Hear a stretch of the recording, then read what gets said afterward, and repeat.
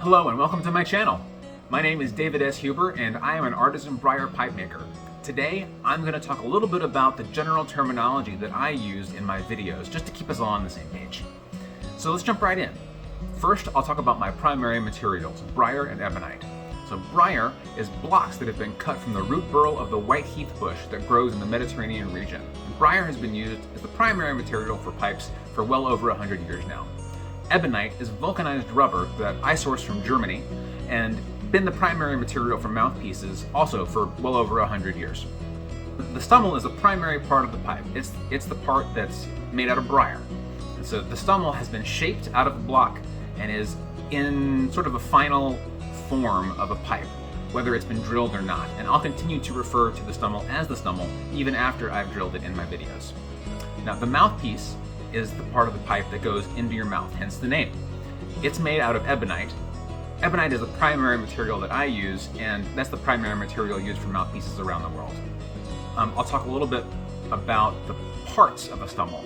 So the stummel has a bowl and a shank, and so the bowl is the part of the stummel that has the chamber in it, and the shank is the part of the stummel that has the airway in it, and I'll talk a little more about drilling later.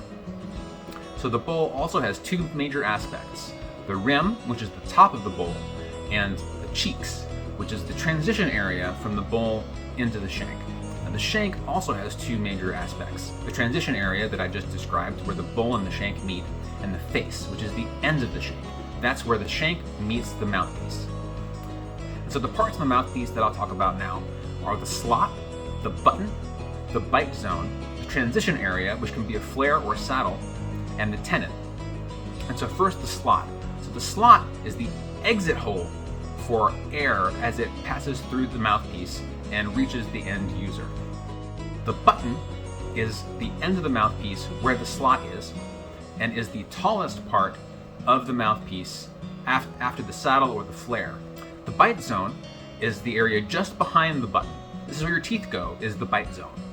So the flare or the saddle or the straight taper, this is the transition area where the pipe and the mouthpiece meet, and there's some sort of stylistic choice made here. And a tenon is the part that connects the mouthpiece to the stummel.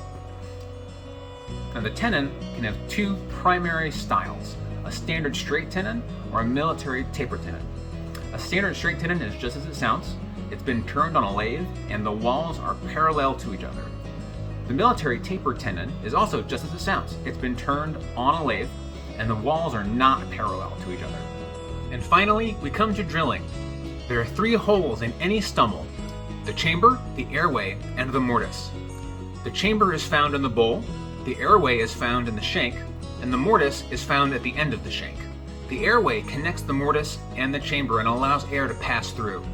The tenon on the mouthpiece fits into the mortise on the stummel, connecting the pieces and bringing everything together. So those are the basics. Thanks for taking the time to watch this video today. I hope that you enjoyed it and found it informative. If you liked the video, I hope that you'll hit that like button and subscribe to my channel. My channel is all about briar pipe making, and I'll be making many more videos to come. So until next time, be well and happy pipe making.